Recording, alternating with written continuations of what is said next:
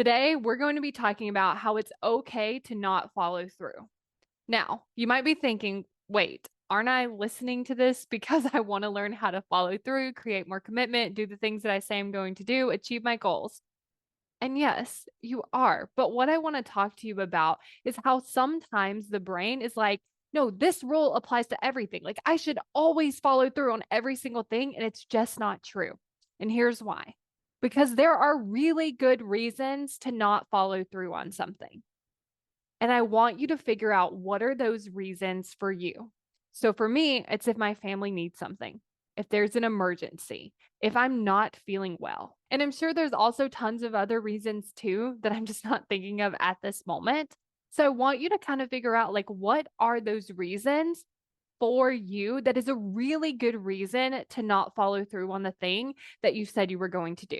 And the reason I want you to do this is because then it makes it very clear, am I not following through because I want to and then I can have my own back with it, or am I not following through with a reason that I don't like? So for instance, for me, if I don't feel like doing something, it's not really a good reason. But if I'm actually not feeling well, because I'm like starting to feel sick or I have a headache or whatever it is, like that is a good reason. So when you're able to do that, you remove all of this guilt.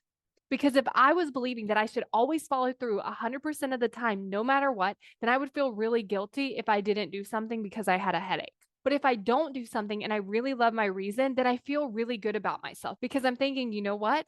I have a headache. I didn't do the thing. That's great because I'm taking care of me and I'm taking care of the things that I have prioritized. So once you have your reasons, this allows you to see, like, okay, am I following my calendar when I really want to be? And am I not following it when I don't want to be? And then checking in with yourself and starting to question those reasons when your brain tells you, hey, let's not do this thing, and then you don't do it, even though you didn't really like that reason.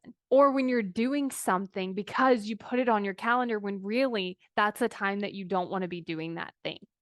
Because then you can start to see, like, am I showing up the way that I want to be showing up? Or am I not showing up the way that I want to be showing up? And if you want help balancing this, this is where you'll want to join the waitlist for my course, How to Create Commitment, because this is what commitment is about.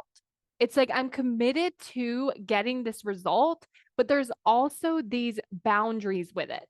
Like I'm not committed to getting the result at the expense of my family, at the expense of my health, at the expense of my well-being. I'm committed to getting this result, and I'm going to work with myself instead of against myself when it comes to the things that are really important to me. I'm creating a course on how to create commitment. And if you want to get on the wait list so that you're the first to know when this course launches, then go to createcommitment.com and sign up for the waitlist.